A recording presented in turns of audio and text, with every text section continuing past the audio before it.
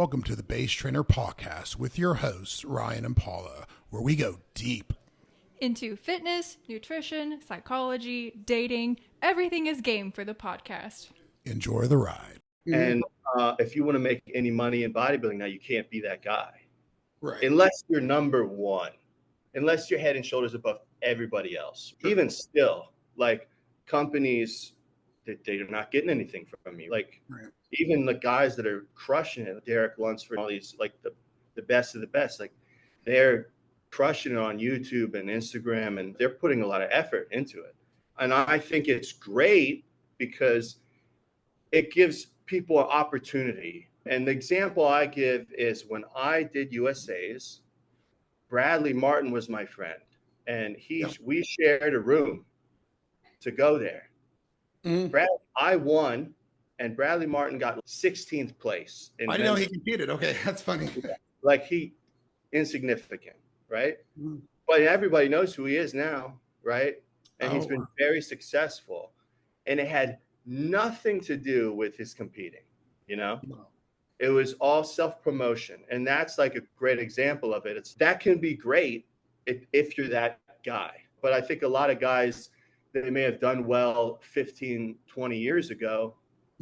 Like they want to live that kind of like secluded life and not want to have to deal with it. And it's like, good luck, man. I don't know what. Yeah. Although naturally that's how bodybuilders are though, right? If you were good back in that, you had to live that. You remember the animal pack? Yeah, it's totally catering to that mentality. And I understand it. I'm naturally a pretty introverted person, and people, like, I have people tell me like, oh man, I wish I was brave to like talk on the camera. And I'm like, man, that took me forever to get over that hurdle. Like, it's not natural, and it doesn't come. I think it's easy to see people doing it and be like, man, I wish I was like that. But I pretty much guarantee that person was not just like that. Some people are, but it's usually something you have to really force. At least for me, it does. Yeah. And coincidentally, all of the top pros and all of the divisions, they all have a very big social media following. Yeah. You know, like Dorian Yates, I don't know how he would have done now if he would have competed. He may have won shows, but yeah, you think like Chris Bumstead and Derek Lunsford, they're all very personable people. Yeah. Yeah. So it's interesting. And then I guess, Aaron, too, you were probably the last, I don't want to say generation, but you were the last group of people that when you won a pro card, they weren't handing them out like candy. No. Yeah. What do you think about now where everybody's a pro? It just means less, right? I think I made a video and I was like, it's inflation, right? It's the more you give out, the less it means. The more people that are like, I'm an IFBB pro, it's like, cool. Not that people knew what it was back then. And if you told people I'm an IFBB pro, they're like, oh, that's cool. Like most people didn't know what that was. But yeah, I don't know. I think I have mixed feelings about it because absolutely it doesn't mean less. But at the same time, I think the fact that it's more accessible and that more people are able to somehow participate in it is a net positive thing overall for fitness. Yeah. Even if I don't love it. So I do recognize that and I appreciate that. I think like social media and all that has created it's changed it drastically. Yeah. What was your first impression when they started coming out with the men's physique? And I would call it men's bikini, but it was like men's physique and then classic physique. And then we had bikini. How did you feel when, other than just bodybuilding, they expanded it to all these interesting divisions? I think it's a money play, man. Back in the day, no one could compete until they were a bodybuilder. And you go to these shows and everybody's like, oh, I've got abs. Like, I'm going to do a show. It's crazy. Like the men's physique and the bikini classes are just saturated. And again, I think good, like it's giving people a goal and someone's making money, and it's not a bad thing overall, but like it's certainly watered down like what competing means Yes. Yeah. Oh, and it also makes sitting in for the prejudging way more tedious. It takes forever, hours, right? You know? Yeah, I hate if they don't. You've got to let the bodybuilders go first. Oh yeah, for sure. I've been places where it's like they're last, and it's just that's brutal. It is because Paula, they do bikini, they do men's physique. It's by height, right? Yeah, It goes by height, and there's just so many competitors, and because again the entry qualifications, it's a lot less. Most people can compete in one of these lower, I don't want to say lower, but one of these different categories where bodybuilding, it takes a lot to be able to have the physique to get into bodybuilding. Physique and just the structure, right? Even if somebody's really jacked and they're 6'4", right? What are you going to do? It's pretty tough. But they could probably do one of the other classes. I think the classic bodybuilding, like, it's not catered to me or anything, but I think that has been good in a way. I think that it's like, because the bodybuilders like Raleigh Wink, I'm just throwing out names, like a Raleigh Winkler in his prime, where people are like, what the fuck is that? Like, they just look at it and they're like, there's no way anyone can ever look like that. But when they see somebody who's like a classic physique guy, of course, it's still impossible for everyone to look like that. But it looks more attainable, or more like a higher percentage of people will admire it. And it's also put a higher emphasis on conditioning, I think. Yeah, good point. Good point. Which is good. I think when they added 212 and they added classic, I think that in those divisions, like, you've got to be so peeled, because you really can't win on size. Right. And yeah. Now, I know growing up and when I was a teenager, the only bodybuilding videos that I looked at, it was Ronnie Coleman, Jay Cutler, Marcus Rule, and I wanted to emulate that type of training. Yeah. Because that's all I had to go off of. Oh yeah. Now with all of the other competitors like Men's Physique, Jeremy, Wendy, Chris Bum said their training is different, but arguably it's not as difficult as what the pros have to do. Do you think, Aaron, that's part of the reason why we don't see the type of intensity now that we did back when you and I were coming up as teenagers? I think so. I think that some of the videos that I watched, and then like you talk to those people and you learn more from being around those people, it's like they didn't train like that all the time. True. You know? So for me, watching those videos, I'm like, I'm a pussy if I don't do that every workout. And I tore muscles all the time. I tore my pec when I was 20 because I would watch Kevin Levrone benching 5 plates 3 weeks out and thinking like, that's the way. Like, and I think there were a lot of pros who did really well who didn't train like that. Right. And I think also they could put out one video where they like did all these crazy workouts, and then everyone was like, that's how they work out. Yeah. Where now people are posting every workout or like weekly, right? So we have a broader view into like, how do these people really train like over a timeline? And yeah, I think that you're probably right. There were people back then that probably pushed harder, but it was an era where it was like they were chasing Ronnie. They were trying to be like 300 pounds, right? Right. And that's not, it's just different now. You still see some of the guys, like I see videos of Hottie training all wild and stuff like that. But I don't know. I think there's so much info out. And I think also we look at Ronnie now. I respect the shit out of him, but he's all fucked up, right? He's had all the back surgeries, probably his hips. And yeah, he was the greatest of all time, of course. But look at Jay. I know in high school when I would watch Ronnie and Jay, I was like, Jay kind of trains like a bitch. And like that, like I thought that, which is crazy. He right. Looking back, right? You're like, yeah. He didn't at all. He was, and he was pretty fast paced, but he's fine. He looks great. Yeah, absolutely. And Ronnie is destroyed. I think people probably know a little bit more now. I think the longer bodybuilding is around, I think you see what happened to each generation as a consequence of how they approach things. So I think people learn. Some people learn. Some people don't. Some people, yeah. But yeah. Aaron, do you remember the first pro that you saw in person, or like the first? You're like, did you see Ronnie in person first? Was it Jay? What was your? Oh, so when I was the first show I ever did, I don't even remember the guy's name. He wasn't like a real successful pro, but he was this massive guy, like an Islander dude, who was just like, Okay, like his arms were just sitting on his lats, like one of those dudes that at the expo you look at and you're like, holy shit. But he never really brings it on stage. I remember seeing him and being like, oh my God. But when I was actually before, so I take that back. I'm getting my timeline mixed up.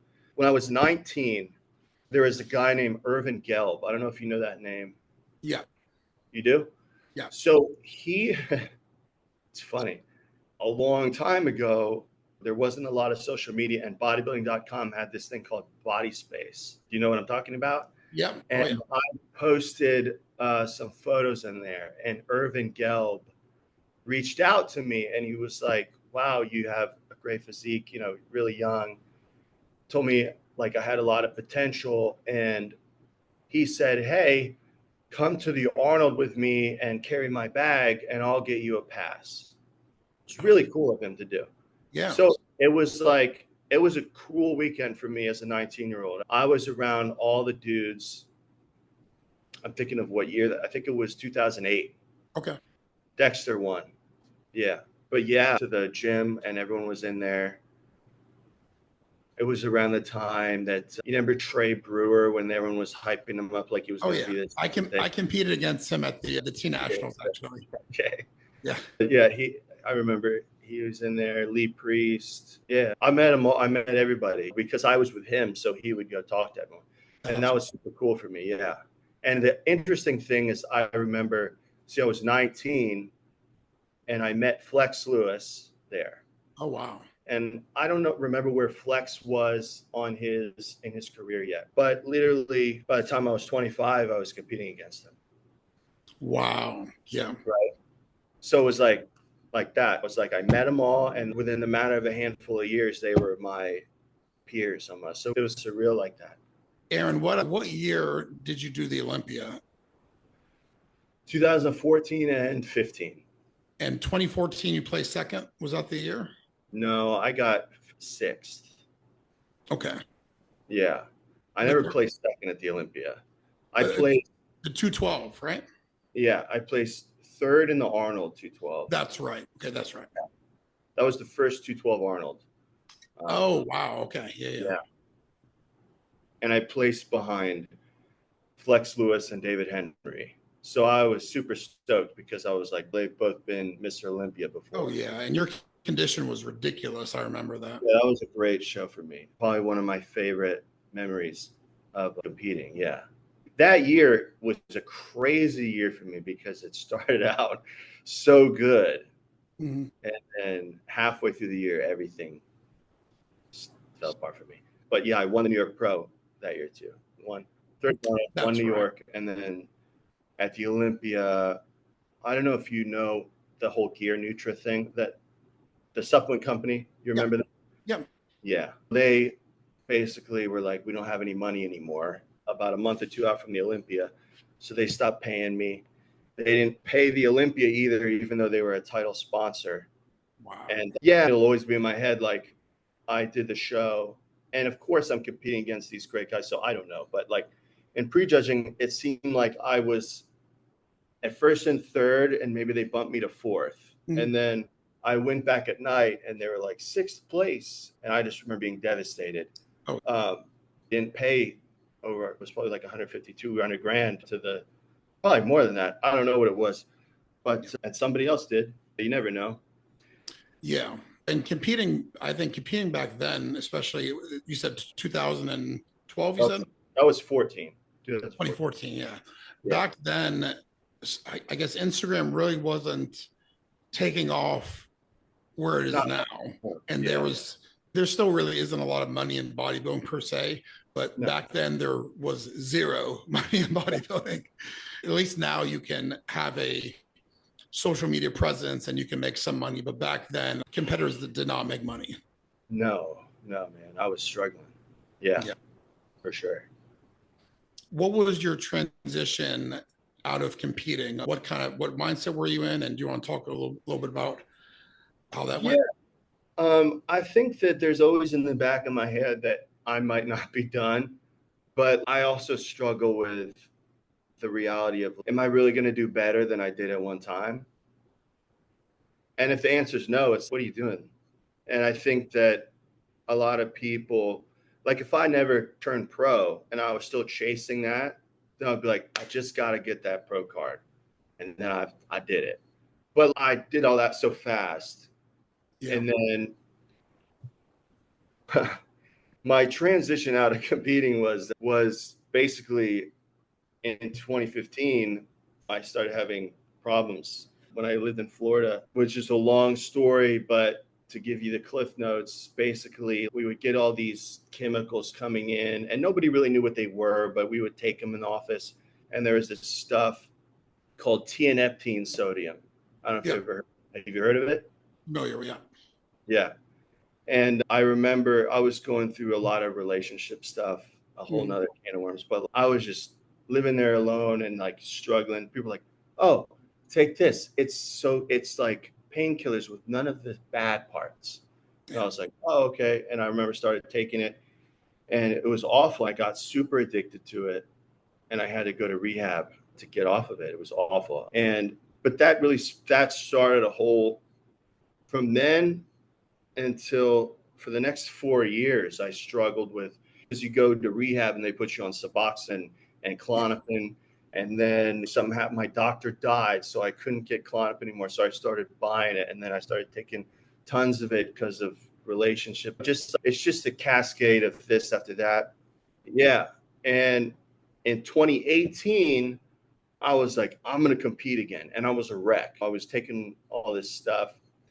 And it was massively embarrassing. Like I always thought, because I had competed in 2015 when I was super addicted to tianeptine and I pulled it off. I did a 2-week prep. I pulled 11 pounds of water overnight and I got second place at the San Antonio Pro 212. So like I'd always been able to just land on my feet. And I think I thought I would do it again in 2018. And it didn't happen like that at all. I made a massive fool of myself. I did the Indy Pro and it like shit the bed completely. Mm-hmm. And then I did the New York Pro after, and everybody was very concerned about me. I could tell everyone would talk to me and be like, this guy's fucked up. To the point where they escorted me out of the venue and laid hands on me and prayed for me. And I was furious at the time. But obviously I was delusional. Outside looking in, yeah. Yeah. And so, yeah, I made a fool of myself. There were videos online of like, what happened to Aaron Clark? And forums on Facebook and all these people who I thought were my friend were just tearing into me, even taking the chance to make up stuff about me to just because they knew no one would take me seriously at the time. And yeah, it was a very sobering time for me. And I think after that, I wasn't sure that I wanted to keep competing just because I was like, damn, it was super embarrassing. And I went away, I moved to Florida, Panama City Beach. Yeah. And then I toyed with the idea, but then when 2020, when the lockdown happened, I was like, you know what, I'm going to take this chance where I have nothing to do and I'm going to do a show. And so I did the Tampa Pro and I did good. I got fourth there behind George Peterson and a couple other guys. Yep. But I had to come back after that one to just be like, that's not who I am, just for me, not really for anyone else. And then I competed the following year in 2021 and I got top 10, but like I was in the middle of a divorce and not sleeping and my legs wouldn't get rid of the last film of water. And it was like, I wasn't able to focus on it like I was the year before. And I started having edema in my legs really bad during the prep, and it just scared the hell out of me. Like my ankles, I would squeeze them and there would be like, and I was peeled. Yeah, And that's crazy. damn, thinking like 10th place, top 10 isn't worth going on dialysis or whatever. You know what I mean? Like, Right. What's like it went away after I stopped that cycle. And you know what I mean? Like, it was just, hey, what are you doing here? What are you trying to do? Are you just going to keep competing because you're supposed to do it? Or is there a goal? Or what are you doing? Because it's not good for you. We all know that, especially if you pushed it for years. So I think it just made me take a step back and be like, I don't really know what I want from it anymore. And also, like you mentioned, I spent years giving everything to it and I didn't really get anything back. So I think that my mindset now is I need to use what I have done to give back to myself a little bit, or give back to others, but set myself up better. Because if I just keep putting all my eggs in the basket to get on stage, like, it's dumb, honestly, because eventually something will happen. And what are you going to do then? You know, the thing is, to be successful in bodybuilding, you have to put all your eggs in that basket. you can't be scared or like hesitant. You got to be balls in. Yeah, for And sure. it's hard to know like when to pull out, when that's all done. Yeah. So any good the guys who like they should have stopped competing here, right? They just kept on doing it. Even Ronnie, his last Olympia, he should have been done, but he still did it. Yeah, right. That's crazy. Aaron, looking back, what would you tell yourself looking back, or maybe guys that are in this same situation? Let's say they're doing, I know what you were doing, it wasn't opioids, someone in that particular or like a similar situation. What would you tell them that you wish you would have told yourself or someone should have told you? I think that, so growing up, I never partied. I never did drugs. I never drank because I was all about gym. Yep. Yeah, I was all about making progress. And I tell people you got to be careful once you decide I'm going to take drugs to look a certain way. It's so easy to be like, oh, that made me feel like this, so I'm going to take this for that. And then I can't sleep, so I'm going to take this. And then I can't eat, so I'm going to do this. And like, it's just such a slippery slope of justifying anything. And I think for me, I became so fearless with drugs because I didn't give a fuck. Like, I would take anything to bodybuild. So there was never like, oh, I know, like, this happens to me. I'm like, it ain't going to be me. Like that mindset, which is very dangerous because there's a high likelihood that it will be you. And I'm not telling anyone to not do things, but man, be responsible. And if you love doing it, you have to look at it on a timeline. Like, there's no such thing as a free ride. Right. Everything that helps you now has a price later, or a price now, one or the other. But like, nothing that really works like has no cost, right? Like, you're gonna have to pay up sometime. Yep. So like, and that's fine if you're willing to pay the fare. Go right ahead, but you got to know that you're gonna have to pay for it. Yeah, 100%. And when did you get introduced to Kratom? Actually, I found Kratom in 2014. Okay. And it wasn't popular yet. Not at all. No. I found it and this is a very toxic trait of mine, but I used to scour the internet for substances, Same. Yeah. And so I found it on a website, Mood and Mind, I remember. And they sold like Kava and all that, Blue Lotus, all that stuff. Mm-hmm. And I ordered it. And yeah, I think I took it back then, but then I started taking other things and it was in and out the whole time. But I used it to get off of Suboxone. And in 2019, when I finally quit using benzodiazepines, which was the worst withdrawals of my life. Oh, I'm sure. horrible because I was probably taking the equivalent of 10 Xanax a day, every day. So that was, I think it probably lasted over a year, just the effects of it, maybe still. But I quit everything then. And I just remember it was like a month went by where I would just lay in bed and just stare at the ceiling all night with just water. Yeah, I couldn't sleep at all. I was exhausted. But you're like, eventually I'll get tired enough that I'll go to sleep. Sure. And it just never had. So eventually, like, I started taking a little bit of kratom again. And now it's the only thing that I let myself have. But yeah, I think when kratom is an interesting one too, because I feel multiple ways about it. It could be negative for a lot of people. And I think it comes down to, like, for me, it's the lesser of evils. I know I have these tendencies and I know that I have struggled and it just keeps me here. But for a lot of people, it has a lot of positive effects, but obviously if people start taking a lot of it every day, they're going to form a habit. And again, like I said, just got to be aware of that.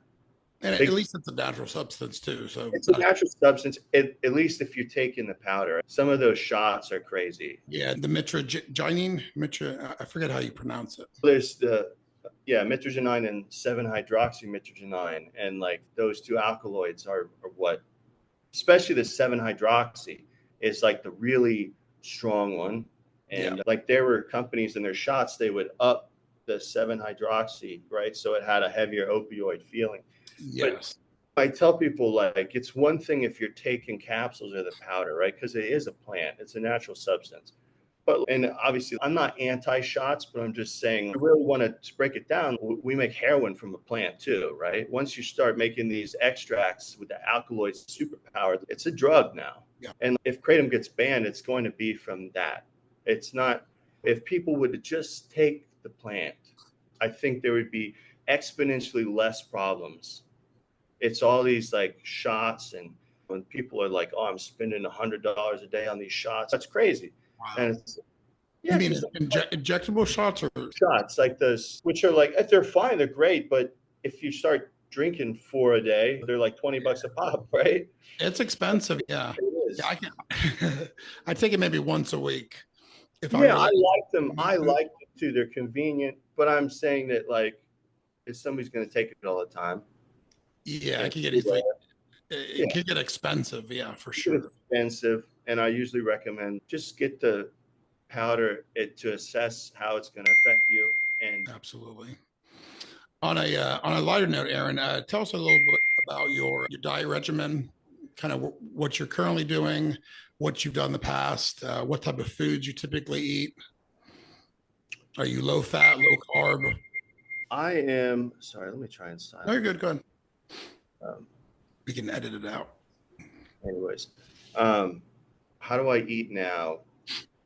So a typical day for me would be I get up around 4:30 to work out, and I'll drink every morning. Oh my gosh.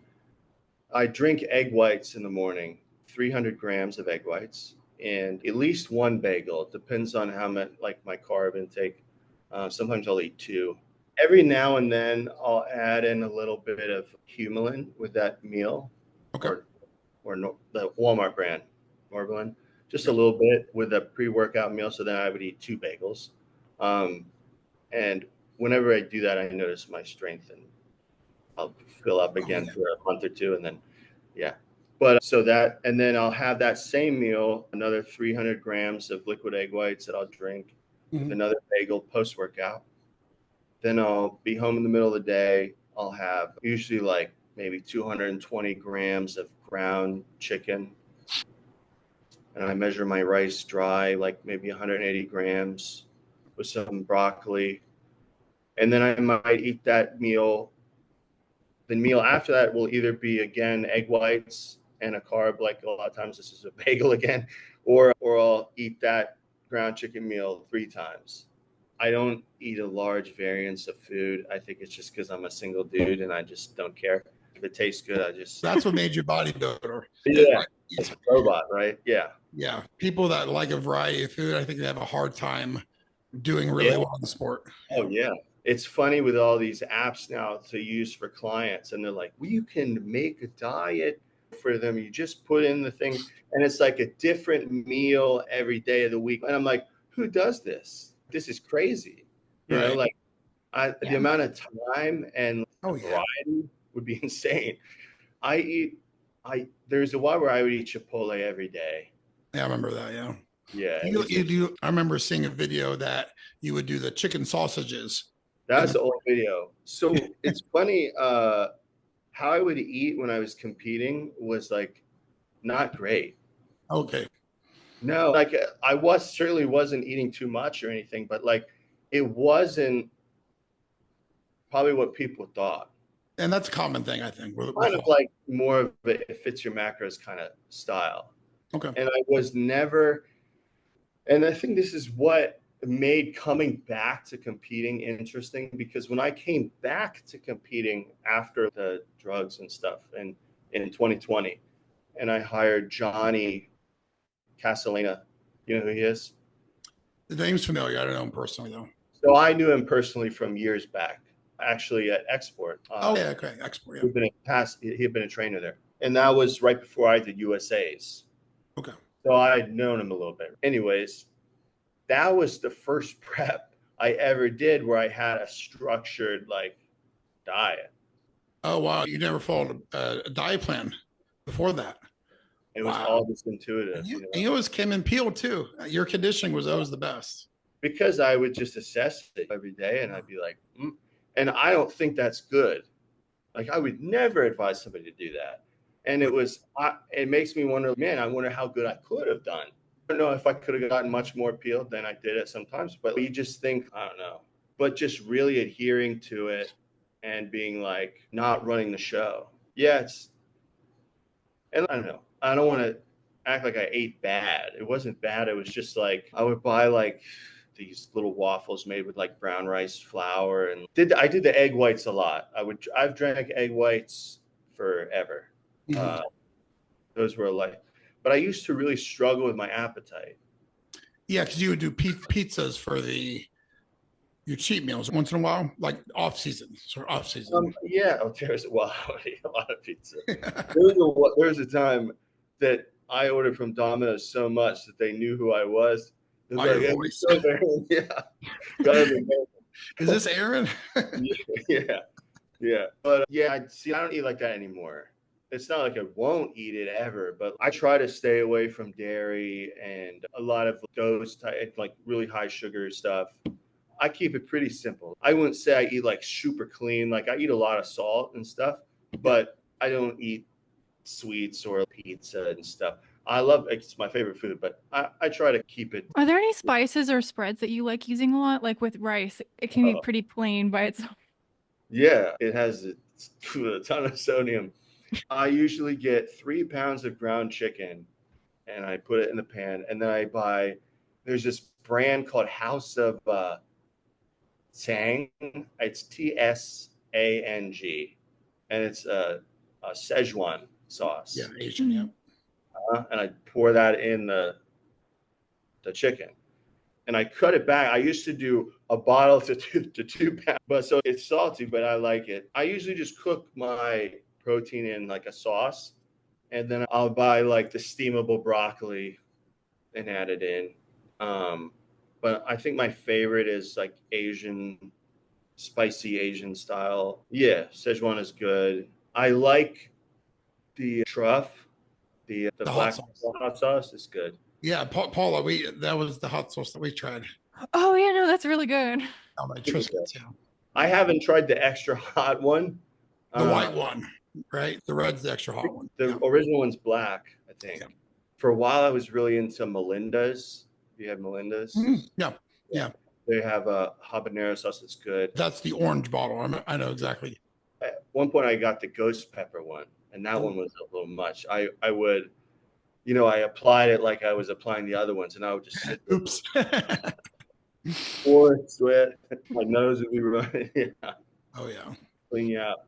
Yeah. What other than pizza, what's your favorite cheat food?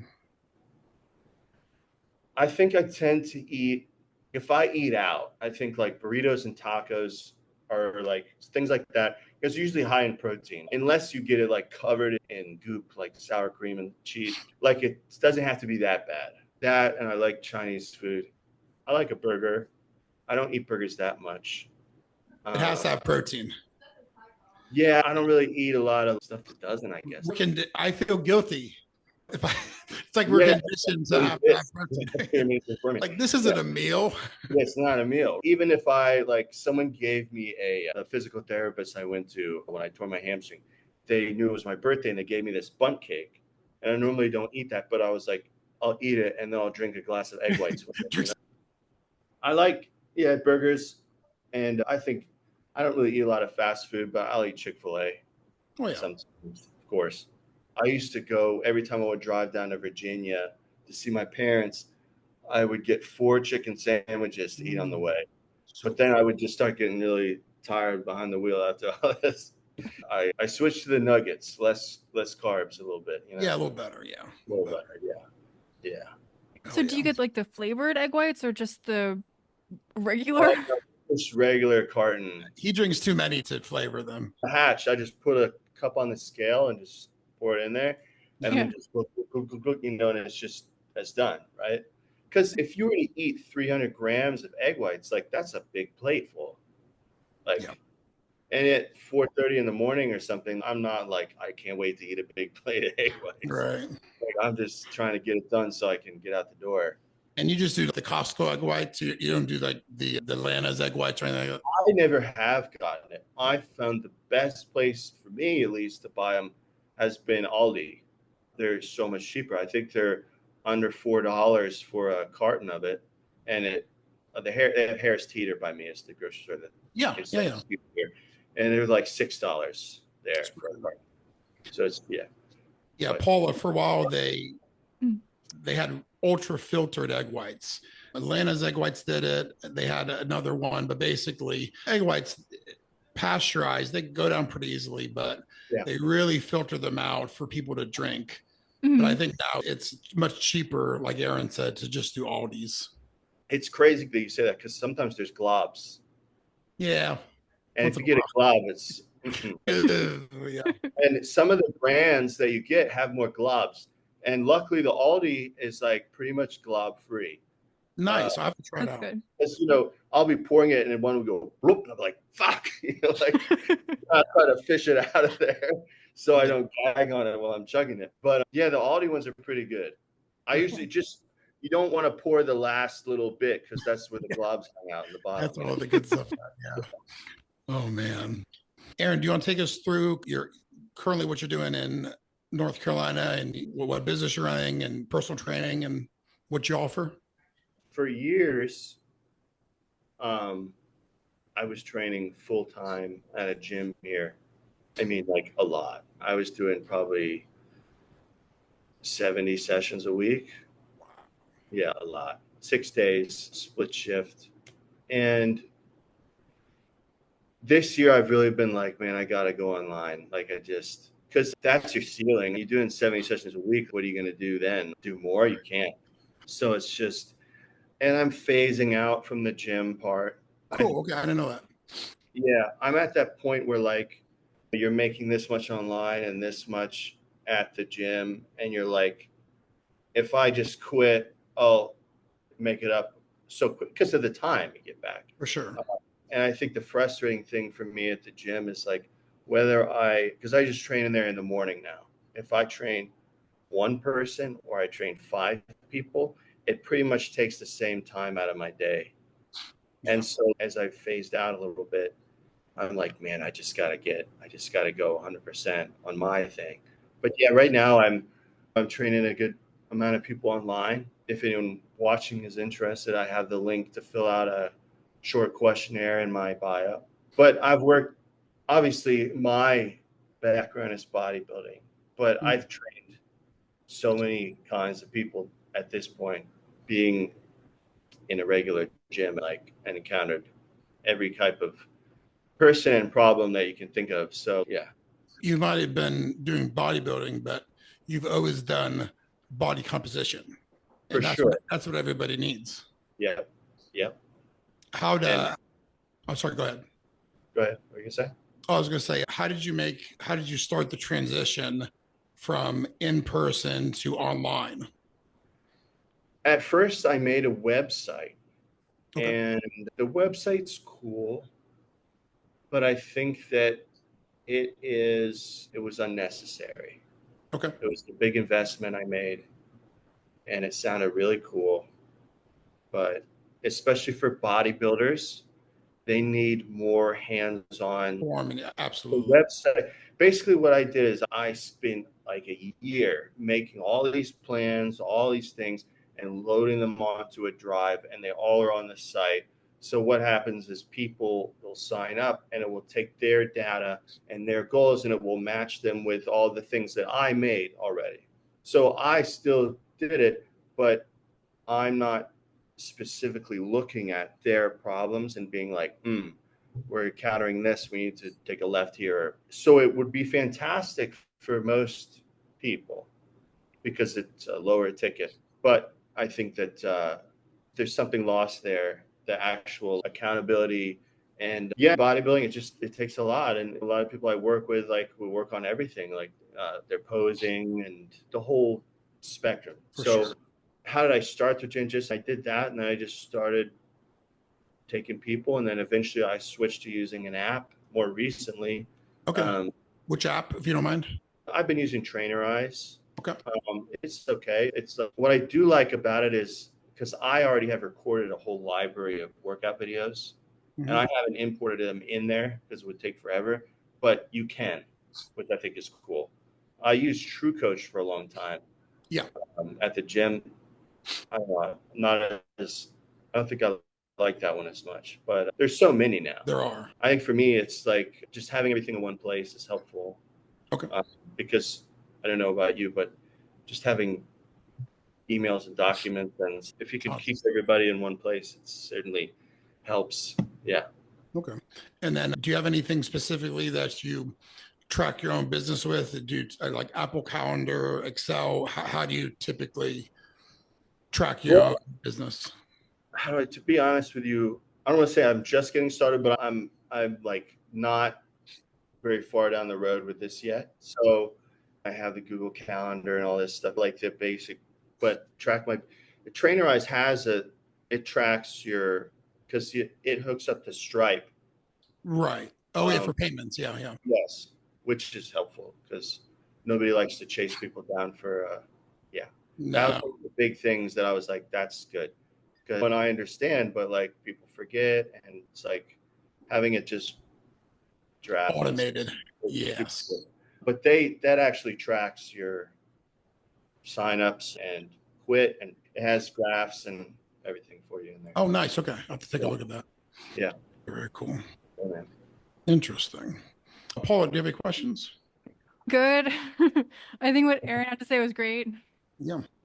I really like your Instagram videos. Is that part of when you unrolled your online business? Was that a big part of it? I think that earlier I was saying that it's challenging for me to make videos where I was like being a personality and speaking, right?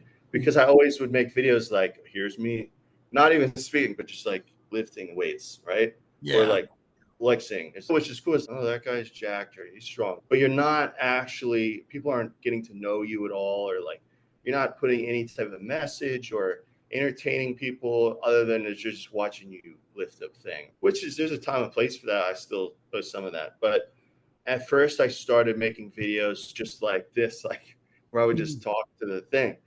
And I was trying, and some of them did okay. Anything where you're talking about trend or something gets a lot of, anything about drugs. But I just happened to use a whiteboard for one video. And I was like, it really helps to have a prop, like a thing, like a visual. And so the drawings I do on the whiteboard are not good. Like I'm just. Oh no, I'm jealous of your drawings. My drawings suck. I used to be a cartoonist. Like that. Yeah, they're good. But if I spend more time, I can make them good. Because I used to do a lot of cartoons and I drew logos for people. And I started going to school for that. And then I was too much of a meathead and dropped out. But that's, in high school, I wasn't an athlete. Like I was into like art and music and skateboarding. Yeah. So I think people don't assume that about me, but that's what I come from. So I think the whiteboard was just a silly little thing where it's like it's an easy. It's a prop. Yeah, it's a prop, and it's something that I have some drawing little stupid pictures. It's something I've been doing my whole life. And I love the comedic value. Yeah. Yeah, I just try to make them as simple as possible because they take a long time to make already. Yeah. Because I'll roll the camera and I'll make the whole video and then I'll just chop it up in CapCut. Okay. And Aaron, do you have a YouTube channel also? So I do, but I don't get a lot of love on YouTube. I've got a TikTok, I've got YouTube, but I don't even, it's so bad that I can't even tell you what my thing is. You post those Instagram videos to it? I did. ACTV. Okay. Yeah, we'll put in the link for sure. It's ACTV 2485 is the actual name. But yeah, it's funny how your videos will do well on one media platform and they don't really take off anywhere else. Oh, YouTube's tough. There's people that have 1 million followers on Instagram, but maybe like 100 followers on YouTube. It's a whole other beast. Different game. And most of my videos are in a weird no man's land. They're longer than 60 seconds, but they're not shorts. Yeah. The shorts is a minute. And when I make a whiteboard video, if I was to make it a minute, it would be like real short. Interesting. Yeah. Okay. And then you were currently sponsored with, what was the supplement company? The Dynamic Evolution, and their sister company is DNM Nutra. I've been working with them since 2018. And it's cool. It's like when I was really down and out, and because after what I talked about happened with me, I competed and everyone kind of liked. Yeah. Everyone wanted to be my friend when I was like that guy. And then it's really eye-opening to me in terms of people, because it's like when I was like, I shot to the top really quick, everyone wanted to be my friend. Everyone would be like, that's my boy. Right. And then when you fuck up and everyone's, fuck that guy, he's a piece of shit. And it's crazy. But not to get on a tangent, but he reached out to me after that when I was living in Panama City Beach. And he's just been friends with him and working together since then. Yeah. Okay. And then people looking at that site, what would be your top 3 recommendations? Wow. Their pre-workout is, if you like high stim pre, actually their pump product is really good too.